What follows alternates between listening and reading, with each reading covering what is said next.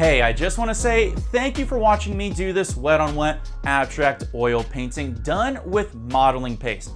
All the supplies I used is down in the video description below, so that way you can give it a try, and I really recommend it because it's really fun and it looks great anywhere in your house. Just pick some fun colors that will match. If you need any more tutorials from me, or if you'd like to see more abstract paintings done, leave me a comment down below, subscribe, and check out a couple of these videos over to the side. Until next time, take care, and of course, peace!